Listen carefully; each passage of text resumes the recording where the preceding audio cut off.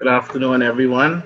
How's everyone doing today? Welcome to the session. So, the purpose of today's activity or today's session is to look at practicing to paraphrase, which is an essential skill that you will need throughout the BGCSE English language testing series. I want to give you a scenario of what is the paraphrase. We have two customers, they're ordering on one ticket, and the order is as follows. Customer A, I would like a burger with cheese and ketchup only, no hot sauce. Customer B, I'd like a cheeseburger, no hot sauce. The attendant or the cashier responds, that's two cheeseburgers, both with ketchup only. In that scenario, we have three individuals expressing the same idea or saying the very same thing, but using different words or sometimes a different order of details. And that essentially is what paraphrase is on a basic level. It's taking an original text, the original meaning of a text, and using different words to express that very same meaning. And so I just want to remind you, should there be any need for clarity, Ms. Barr is available to field your questions that you can type into the chat. But as we are looking at paraphrasing, I want to reiterate that paraphrasing essentially the doing of two things. One, you are rewording a given text to make the information simpler and easier to understand. As we've realized this week, the BGCSE passage is quite extensive, and the content that you are expected to locate is littered at different places throughout the passage. You're going to need to find that for your answers. In writing your actual answer, you must paraphrase that information that you have located within the text. And so your process of paraphrasing is rewording that information from the passage, which is the given text. And so you use your synonyms, you use your varying expression of ideas to represent that. Ultimately, I want you to note and realize that the wording and the sentence structure of your paraphrase may change, but the meaning stays the same, much like the order of the two customers. One said no ketchup, no hot sauce, ketchup only, no hot sauce. One says just ketchup. It expresses the same idea, but using different words. Now, this skill is particularly important because at the BGCSE level, the ideas are going to be a bit more abstract. And as I indicated, they must be inferred. And so your first step is to locate it, but to really understand it, you must reword it. And essentially, that is what you're being tested on, your ability to comprehend varying texts and varying expressions, whether on a literal or a figurative level. And so today, as we progress through the session, we're going to look at paraphrase at the sentence level, much like when you pull your content out while answering. And we'll look at it using a short passage on how you are to digest larger bits of ideas and information. I want to reiterate before I move on is that you also have been doing paraphrasing in your other sessions, such as your social sciences, your business sessions, in which you must, in completing your coursework, you've had to research and digest and rewrite that information. So rewording a given text and changing the structure and putting in new words, which is to paraphrase, is something that you will continuously do throughout your academic career and even in your daily lives. Therefore, I want to present to you an example of how to paraphrase. In example A, we have the original. This is the given text now. Her life spanned years of incredible change for women as they gained more rights than ever before. We have been asked to place that in a shortened version, and a paraphrase is provided for us. And I want to point out something before we read. A skilled reader and writer is able to use less words to express an idea given or presented to themselves is a mark of high achievement. And ultimately, your ability to use synonyms or even to rephrase words in new ways using less words is the skill set that you should strive to achieve. Because as I said, it's a mark of a greater level of comprehension. So ultimately, as you can see, the paraphrase sentence is much shorter than the given sentence, though they may both be only one sentence. And the paraphrase reads, she lived through the exciting era of women's liberation. If we look at it, in the paraphrase, the term women's liberation, that simple two-word phrase substituted for the entire phrase of change for women as they gained more rights than ever before. And so approximately 8 words were condensed to 2. Next, spanned many years, the one word of error. We have a synonym for incredible in the form of exciting. And then we have her lifespan, meaning that she simply lived. And so, as you can see in paraphrasing, you must make the idea simpler. And I pointed out those various terms because sometimes, even in your paraphrase, you will have to highlight key terms to gain a greater understanding so that you would be able to paraphrase more effectively. Pointing out the second paraphrase example, the original reads, giraffes like acacia leaves and hay, and they can consume 75 pounds of food a day. Now, the paraphrase given to us reads, a giraffe can eat up to 75 pounds of acacia leaves and hay daily. The word daily is one of my favorite words because a lot of time in writing, students tend to say every day or sometimes day to day on a daily basis. But that one word daily itself simply indicates day to day. As you can see in the original, it said a day, it was changed to daily. Instead of expressing that the giraffes like it, the paraphrase of the sentence simply left it that the giraffe can eat up to 75 pounds of acacia leaves. And if you look at it, the structure of the sentence becomes much more simpler because we end up with a compound predicate for a singular verb in the paraphrase, made for a singular noun in the paraphrase, as opposed to the compound sentence that was given to us in the original. So a compound sentence is made to a simple sentence with a double predicate, meaning the acacia leaves and the hay daily. So what am I saying to you by pointing out these examples? At the BGCSE level, you'll have to attack paragraphs and you're going to be locating information or content that may be about 2 to 3 sentences that you have to condense for maybe 1 point in your actual answer that you write. And so in looking at these compound sentences and looking at that compound sentence and the previous sentence and how it's shaved to one simple sentence, as you highlight your content in your passage, you should strive to summarize it the same way. You should strive to create a sentence that is much more shorter, but it contains the ideas of the author. And this will help you to craft a much more fluent, a much more accurate, and a much more effective continuous writing response as you are expected to do in the summary and directed writing questions.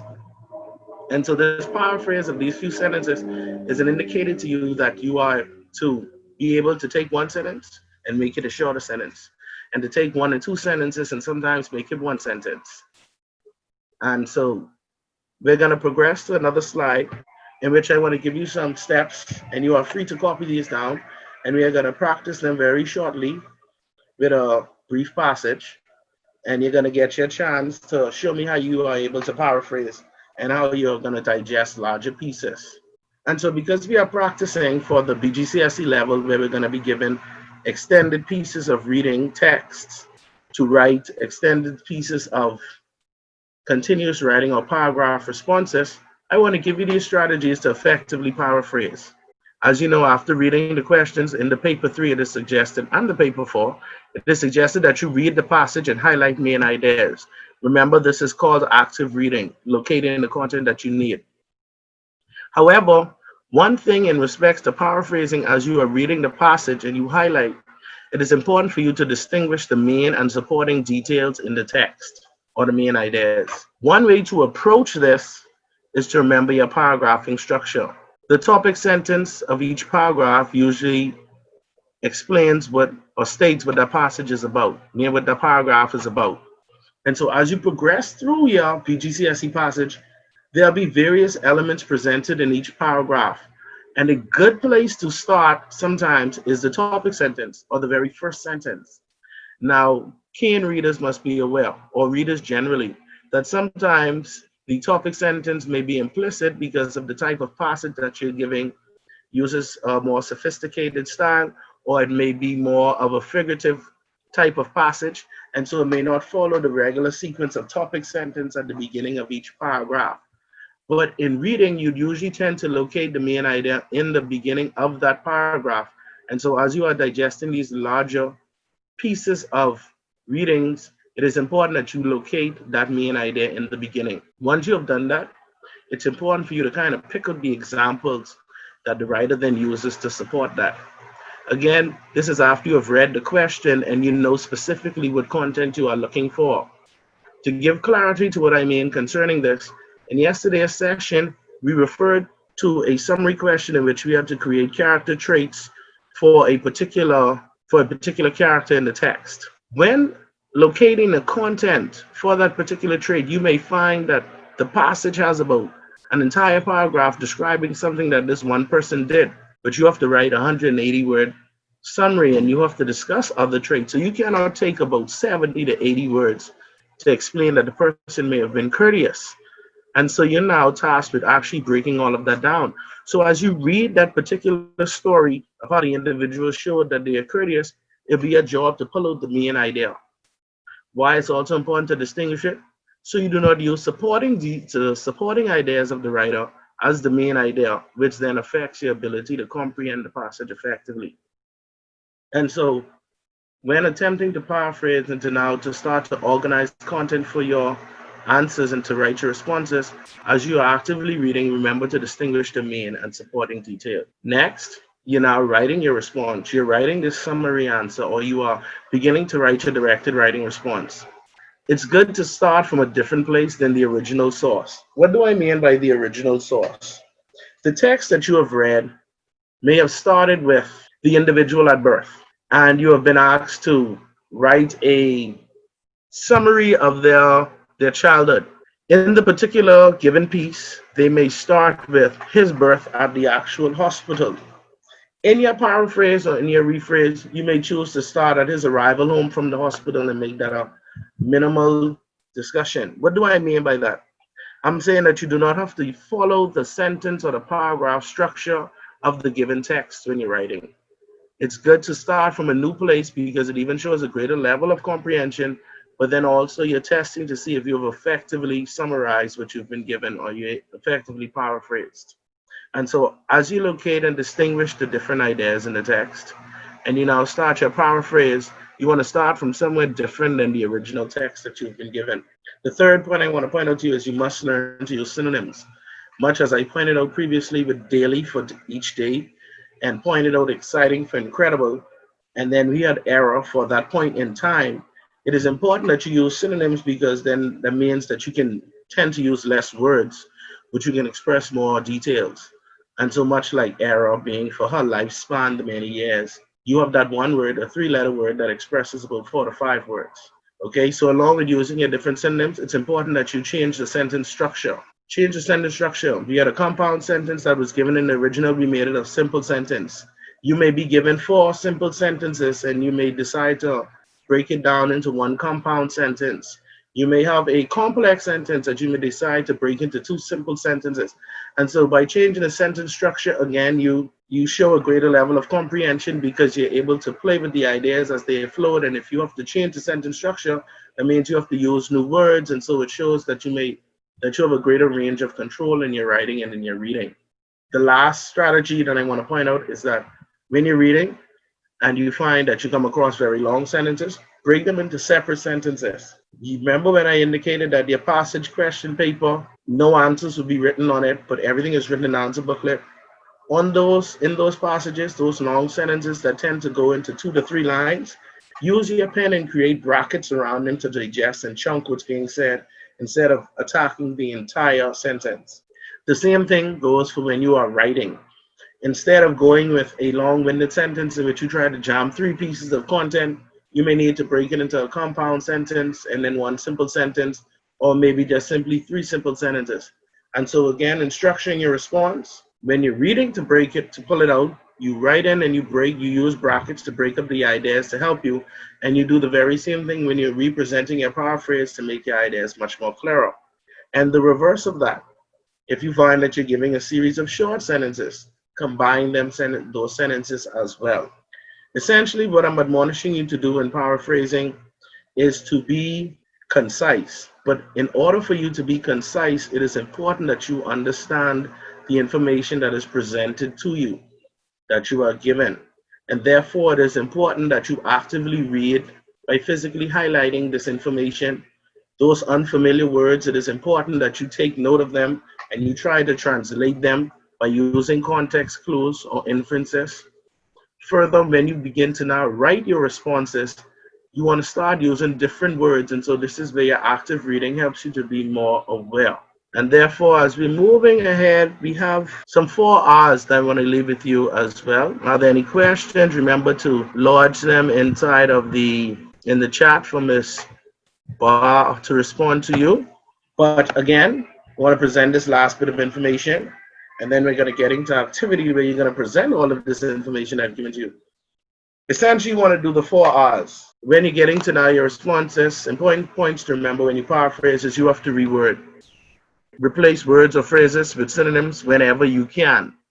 Operative word being when you can. Next, rearrange words within sentences to make new sentences. You can even rearrange the ideas presented within the paragraph. As previously mentioned before, you are able to start from a new point in your paraphrase. You do not have to start where the author started at, and you can rearrange the ideas to group them according to similarity, group them according to order of importance or chronological order. Next, you must also realize that some words and phrases cannot be changed. What are some of those things? Names, dates, titles of the individuals, they cannot be replaced, but you can present them differently in your paraphrase. Again, it goes to the presentation of the order of the ideas, combining some ideas, stretching out some ideas. Lastly, recheck. Make sure that your paraphrase conveys the same meaning as the original text. Now, those four pointers, and I would like to note that this slide is provided specifically for yourself by Ms. Barr, is a very good one, and I'd expect and I would admonish you to please write it down, because these points to remember is after you've extracted and you've written, and now you feel that you've gotten that 10 point, those 12 points, or maybe that 14 point in the directed writing. It's important that you note this, because this will let you know how far you have understood, how far you have digested, and how far you have correctly represented the information to the examiner. So remember, as you attempt to write your continuous writing responses using the skill of paraphrase, you must reword, you must rearrange, and you must realize that certain words cannot be changed, and you must also recheck to ensure that your paraphrase conveys the same meaning as the original text. Now, I've been talking for a minute, and you've been very attentively listening. I appreciate that. Now you're going to be put to the test. Here is a very brief passage. The passage has roughly about 4 sentences, but I want to point out a few things to this here. Tomorrow we're going to be looking at paragraphing and effective paragraph construction, but I want to point out the use of varying sentence structures and how it gives your writing a different flow. Though I talk about paraphrase, I also want to just make you a bit aware of the writing side of it, because even though you're reading, this is a written comprehension, and so you must also show certain skills. I'm going to read the passage aloud. I would like for you to tell me how many different sentence structures, I'm going to say it again, how many different sentence structures are presented in this short passage? How many different sentence structures? That's the first little quiz that I want to see who's really paying attention as they read. The passage reads, the internet is enriching language. It fosters new words such as .com and gives new meaning to old words such as social networking. Since electronic communication favors speed and simplicity, the internet promotes an increased use of acronyms and abbreviations, e.g., for example, LOL for laughing out loud. Emoticons were first created by computer scientists in 1982. Now mainstream, they use pictorial representations of emotion. Now, I want to check the chat. Okay, I see we have here, yes, we have a simple and we have a complex. Is there another? Yes, Tatiana, you are superb with that, on track. We have simple, we have complex. Can you give me the beginning words for the complex sentence? Is there a compound complex? I'm not certain. I don't think there's a compound complex. Obviously, we know our topic sentence is a simple sentence. The internet is enriching language, so we know that one. What does the complex sentence begin with? It fosters, let's see, the compound complex. It fosters new words such as .com and gives new meaning to old words such as social networking. Would it be a compound complex? Or does it seem like a complex compound sentence? What do you think? Remember, I'm still waiting for the beginning of the complex sentence. Name me the two independent clauses and the subordinate clause. Understanding sentence structure is also important to comprehension, comprehension as well, students. And Miss Major is not the only one that is here with us. Okay, our simple sentence, the internet is enriching language. Our final sentence is a compound sentence. Okay, it's a simple compound sentence, but instead of using a comma and a coordinating conjunction, that's it right there, Miss Major. The complex, the simple electronic is the beginning of the since electronic, yes. As I was indicating with the final sentence, the emoticons, that is a compound sentence, but instead of using a comma and a coordinating conjunction, a semicolon was used. As Ms. Major correctly pointed out in the chat, the complex sentence begins since electronic communication favors speed and simplicity. The internet promotes an increased use of acronyms and abbreviations, e.g., LOL for laughing out loud. And sentence one, well, what the sentence about is about language. What is language doing? Creating new words, and it gives them meaning. Yes, Ms. Major, I would acquiesce that it can be considered a compound complex for the way it's worded. Now, why did I go through that whole process of looking at the sentence structure? It's important to be aware of various sentence structures because in complex reading passages, sometimes the idea is lost on who the information is about. And so that can affect your comprehension. When you find you come across compound or complex sentences, you may have to slow down your reading and isolate who or what the sentence is about and what is happening in it. I also want to show you the importance of actively reading because here it is, even though we have a simple sentence in the topic sentence, the internet is enriching language. Can someone tell me what does enriching language means? Because I think we're going to have to start with a synonym to replace enriching so we can have a better idea on what the supporting details are saying. And so we need to start to paraphrase this passage, and I need to understand what they mean by the internet is enriching language. So someone please give me a synonym for enriching there, please. Okay, so the internet is improving language. And so when we improve something, we're making it better or worse, obviously making it better. And so the first idea is the internet is enriching language. So that means the subsequent sentences that should follow should be all talking about how language is made better by language. So enhances, again, so we have various ways we can say it. And so you see synonyms are very useful. Thank you very much, Ms. Prosper, for that. Ms. Raibon, you are free to chime in and answer a question live. Everyone, please, I'm going to mute for a moment, and our subject officer would like to share some information with you. Go ahead, Ms. Raibon. I think you'd have to unmute for the benefit of everyone, I read the response that Ms. Raibon had indicated. Someone had asked a question. If they give me a short sentence and I paraphrase it into large wording, is it wrong? And Ms. Raibon admonishes, to paraphrase means to express the meaning using different words, especially to achieve greater clarity.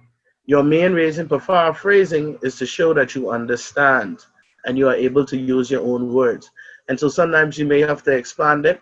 I want to point out that in the paper 4, even though you're expected to write a summary, sometimes they expect you to expand on the ideas that are given. And so this is where it even gets more trickier. And so in paraphrasing, the greatest intent is understanding. That is the main objective.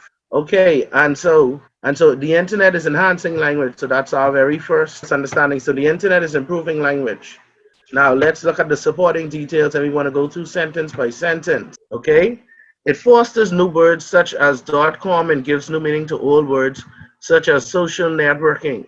Question: I don't understand what fosters mean. What do they mean by fosters? I need a synonym for that word. So apart from the internet enhancing language, what do they mean fosters? Okay, it creates.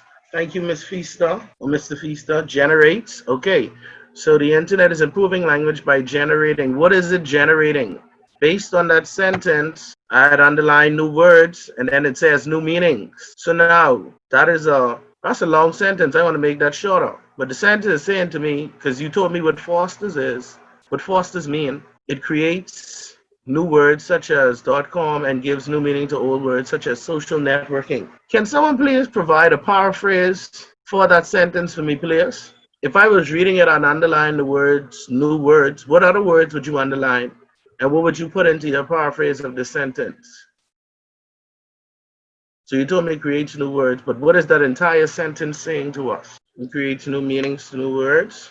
Okay, but they also said it, but you all told me fosters also means generates or creates new words too. But this is a complex sentence, so it has two parts. It has two parts, Miss Major. When I look at the sentence, it's telling me the internet has done two things. This is where highlighting goes. And so let's look at the first part before and. It fosters new words such as .com. So .com is a new word. Miss Sands. The internet fosters and gives meanings to words. I'd put new in the front of meanings, but what does it foster? And I want to change foster to create. There are two things in that sentence that's being expressed. Two distinct things, though they may sound similar. You have the first part, it does create new words. Okay, very good. It creates words and new meanings to words like .com. Precisely. So now you see there are multiple ways that you can express this, but remember you have to capture the main idea. The main idea wasn't just only the new meanings, but it's also that it also made new words. And so that's the importance of being able to paraphrase effectively and understanding the structure of sentences so that you can extract the ideas. So that's the second sentence. Now, I'm going to leave you to do the third and fourth sentence. Very good, Miss Sands. I like that compound sentence. Compound sentence is very simple. Very good. Very good. I'm going to leave you I'm going to give you 3 minutes. And I would like for you to attempt the final two sentences in a paraphrase, please. The first sentence reads, since electronic communication favors speed and simplicity, the internet promotes an increased use of acronyms and abbreviations, e.g., LOL for laughing out loud. Remember, you may have to in your paraphrase, you may have to find some synonyms for some key terms. Along with finding some synonyms for some key terms, you may have to rearrange the sentence structure. So locate those key terms, find synonyms for them, and then the attempt to paraphrase. My J7 says 2:33. At 2:36, I'm going to chime back in to hear the response, and we're going to wrap up. And remember your 4 R's, students. Thank you, Ms. Barr, for reiterating that. Okay. Ms. Feaster, the internet enjoys faster and easier use of language using abbreviation acronyms for LOL, such as laughing out loud. Okay, we have the idea that requires speed, faster, and easier language. And it uses abbreviations. Wouldn't abbreviation and acronym be the same word? So we can take one of those out. Okay. Do we need use of? As we take that, we can take that out. Okay, Miss Bryce, abbreviations and acronyms such as LOL for laughing out loud brings simplicity via communicating via electronics. Very good. Since technology favors velocity and easy access, the internet enhances the use of acronyms, e.g. laughing out loud. Okay, very good, Miss Ann. So you see, cleaned it up and you took some out.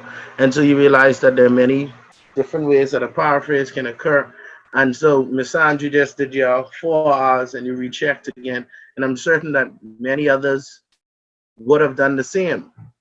But I just want to point out to you how I did mine and much of the approach. Now, I didn't see the second sentences yet, but that's not a problem. So I'll share with you what I completed or how I summarize each sentence in the passage. And so the first sentence, the internet is enriching language. I simply dropped the article of the internet is improving language. These are note purposes, much like I expected to do it for the BGCSE. Next, the sentence, the original says, it forces new words such as .com and gives new meaning to old words such as social networking, spawns new words and meanings of old words. So again, I used the compound predicate. Next, since electronic communication favors speed and simplicity, the internet promotes an increased use of acronyms and abbreviations, etc. LOL, e.g. LOL for laughing out loud. Using shortened word forms are popular in internet messaging. And so, Ms. Price, I think, says communicating via electronic. There you have internet messaging. Last sentence, emoticons were first created by computer scientists in 1982, now mainstream, which means used by everyone. They use pictorial representations of emotions. Picture messages originated with computer engineers, but are used daily to show feeling. And so as you can see, I've taken that very extensive passage and I've broken it down to those few sentences. And I now have my paraphrase that I can use to construct a summary paragraph of that passage that I've been given. Today we have looked at paraphrasing, and I just want to reiterate that it is a skill that is used at all levels, and it is a skill that is used in paraphrasing. It's not that you use the words in the mainly there. You have to capture the idea. This is why it's important to use synonyms in the piece. And so remember, you may have to rearrange words within sentences. You would also have to reword or replace words and phrases with synonyms. Remember, paraphrasing is capturing the idea, and that means just using different words to express it. But I see we're coming down to the end of our time, and I just want to reiterate that paraphrase is something that you do daily, but you're going to be expected to do it at your examination level and throughout the rest of your academic career and even your work career. And it requires you to reword words that the information given, rearrange the ideas for better clarity, realize that some things cannot be changed, and to simply recheck to make sure that your paraphrase has the same meaning. In tomorrow's session, we will be looking at getting into the structure of our writing and starting at the paragraph level. Ms. Major, I have not been given word on assignments as yet, and so at this time, I'm going to keep it as instruction and moving forward. That is the challenge that we're trying to find out now, Ms. Major, and so once that is cleared up, we'll be able to do that. However, our time is up. Tomorrow's session, we'll be looking at proper paragraph construction, writing effective paragraphs. I appreciate your time and your attention today. You guys do be well and enjoy your day. Hello, boys and girls. My name is Mrs. Angela Penniman, and today we are going to learn about synonyms. Now, I know you are excited to learn about synonyms. And guess what, boys and girls? So am I. Boys and girls, at the end of the lesson, you will be able to define the term synonym, recognize synonym pairs, and match synonym pairs. Are you excited, boys and girls? I know you are. Come on, let's learn about synonyms.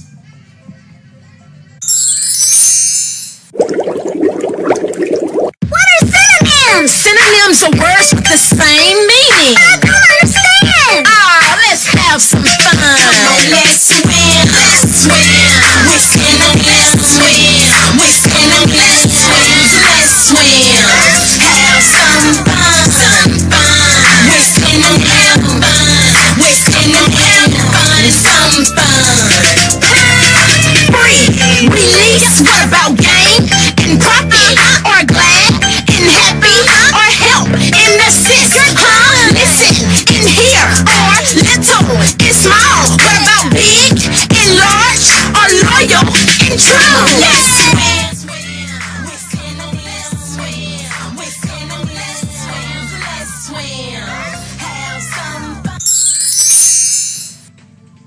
What are synonyms?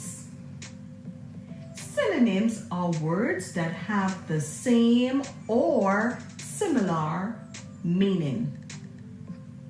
Examples: glad and happy.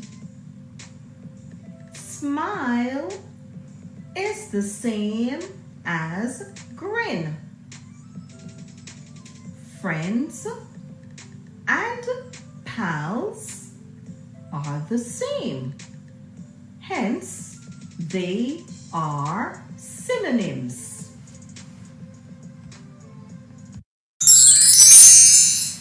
What an exciting video that was. Wasn't it, boys and girls? Yes, it was. I know you had fun learning about synonyms. What are synonyms? Anyone want to share? Of course you do. Synonyms are words that have the same meaning. Good job. Now let's continue to learn about words that have the same meaning. I will read you a poem, and I want you to listen carefully for the synonyms. Remember, synonyms are words that have the same meaning. Synonyms. Synonyms are the same. Synonyms are the same. Come, let's play a matching game. When I'm happy, I am glad. When I'm naughty, I am bad. If it's large, it's also big. A hog is also called a pig. See me hurry, see me rush. To be quiet means to hush. If I want, I also wish. A plastic bowl is still a dish.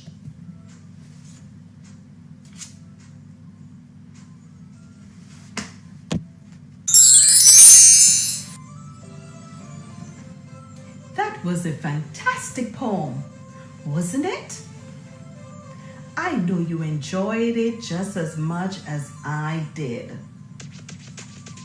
What are some of the synonyms you heard in the poem? Remember, synonyms are words with the same meaning. Who wants to go first? I can see you. Let's go. Happy and glad. Naughty and bad. Good job. Large and big. Hog and pig. Excellent, boys and girls. Hurry and rush. Quiet and hush. Want and wish. One more, boys and girls. Bowl and dish. Good job.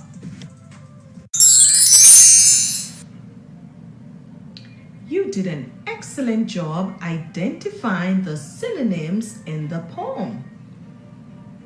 Can you think of some synonyms that were not in the poem? Yes, you can. Go ahead. I see you thinking. Let's get some answers. Angry and mad. Excellent. Street is the same as road. Smile and grin. Good job. Pretty is the same as beautiful. Way to go. That was just fantastic. Good job. Boys and girls, I have an idea. Let's do something fun. Let's see if you can spot the synonyms. Can you tell which pair of words mean the same? Let's go for it. Let's try.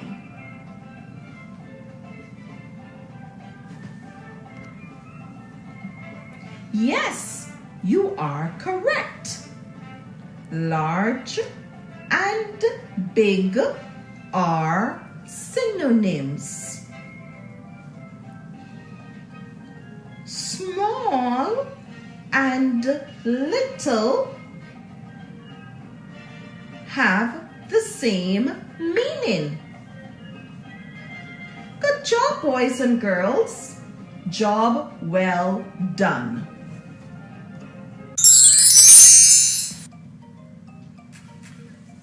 Great job, boys and girls. You are excellent learners. You have been doing an awesome job. Now, students, can you match synonyms on your own? Of course you can. Get your books and let's complete this activity. I will read the instructions with you. Let's begin. Choose the matching synonym from the words in the box. Can we repeat the words in the box? The first word in the box is large, followed by run, yell, bunny, baby, clever. The words below on the right of the pictures are shout, big, smart, rabbit.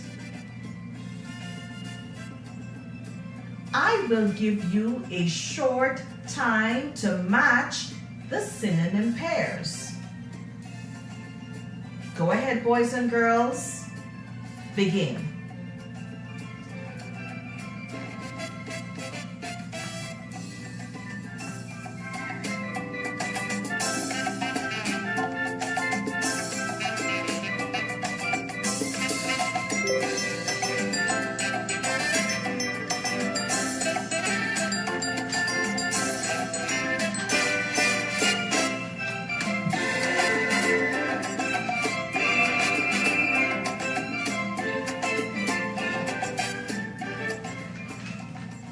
Okay, I am sure you have completed your work.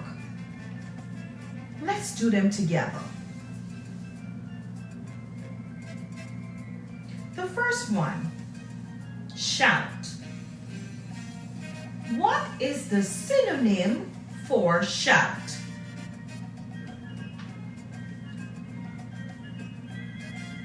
Yes, yell. Yell is the synonym for shout. Let's go to the second word, big. The answer is large. Good job. What about the next one, smart? The answer is clever. Rabbit. What is the synonym for rabbit? Good job. Bunny. Bunny is the same as rabbit. Great job, boys and girls. You did well. Give yourselves a big clap. Well done.